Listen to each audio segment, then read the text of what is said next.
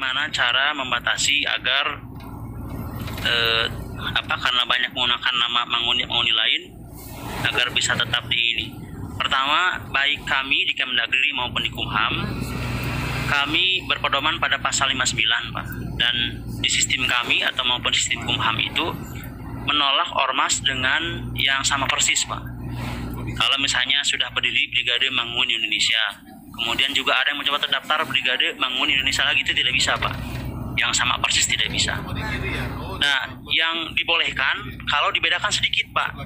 Misalnya yang satu Brigade Manguni Indonesia, tetapi yang satu lagi Brigade Manguni Indonesia Perjuangan. Nah, itu bisa, Pak, lolos sistem, Pak. Itulah memang kelemahan sistem. Nah, tetapi itu pun sepanjang perubahan itu tidak bersumber dari konflik, Pak. Karena dari pengalaman kami bisa jadi mereka merubah nama sedikit, tetapi logonya sama, Pak. Logonya sama, lambangnya sama.